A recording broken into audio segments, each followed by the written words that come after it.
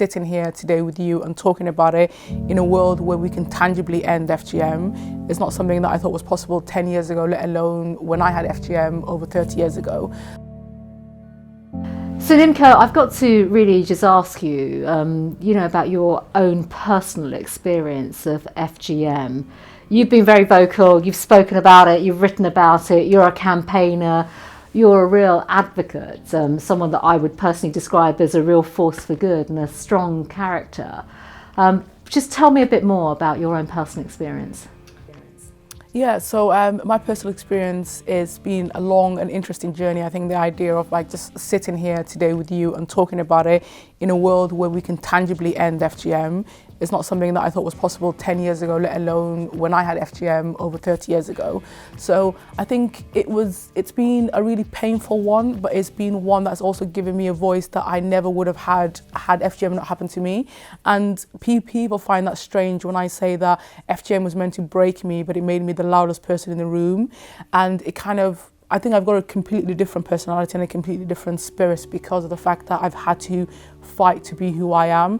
And I wish I didn't have to, because I see that in my niece, and I think there's a level of innocence and purity and childhood that she experiences and lives, which I look at in an inevitable way, but also at the same time I think it's really made me who I am. So it's been a horrible act of violence, but it's one that has given me the confidence to really understand that the world is not always fair, but you can play your role in making it fairer. What about from your own experiences, because of the cultural aspect of FGM? There's no excuse, there's absolutely no justification, as you and I have spoken about frequently, and obviously through your campaigning work as well.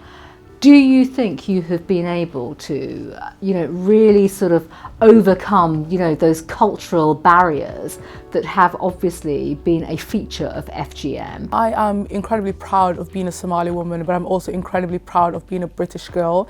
And I think that the fact that I was able to step into that role and be given the opportunities through education and through the way that my mother ended up raising me after FGM in order to be able to be proud of my culture but understand FGM was wrong, I think has led to this campaign and has led to the ability for me to have conversations with people like you and the media to say this is not about culture, it's about abuse. And it's really hard to say that, but I'm also something that I'm really committed to. I think there's a massive misunderstanding that we're targeting communities rather than actually protecting young British girls. And I don't ever shy away from the fact that I'm proud to be British, but I also need for that pride to be to be given back in a way where I need to be protected. And I think that's what's happening now because of the work that I've done in order to kind of help FGM add it to the Children's Act, in order to work with Home Secretaries, and in order to understand that it's a form of violence against women and girls. So yeah, I think it's been an incredible challenge to be the first generation in the diaspora, and then to use those advantages in order to change something that has been going on for 4,000 years. And what do you think, because your voice, your lived experience, your shared experience as well, culturally within the community and also with other girls and women, is just so powerful. How do you feel, the sector has clearly evolved and grown. Yeah.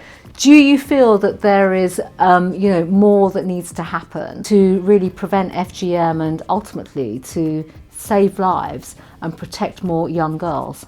Yeah, no, I definitely think we need to move away from this very kind of patronising community approach.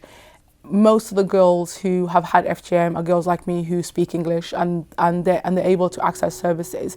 I think FGM needs to be seen as a public health issue and also as a crime that needs to be prevented. So we need to be able to deal with survivors through public health and support women in order to live a life beyond the FGM and the experience that they've had. And then when it comes to the children that are born in this country who are citizens, who are second generation, I think we have to be unapologetically about them and not about their cultural backgrounds. I think if we are going to be able to ask people to assimilate and integrate into society, then we have to be able to give them the protections that they deserve. And for me, when FGM was added to the Children's Act, that was a key thing to say. It doesn't matter what colour you are. if FGM is if you as a child are at risk of FGM, then the law applies to you equally. Yeah, no, Nimco, I completely agree with you.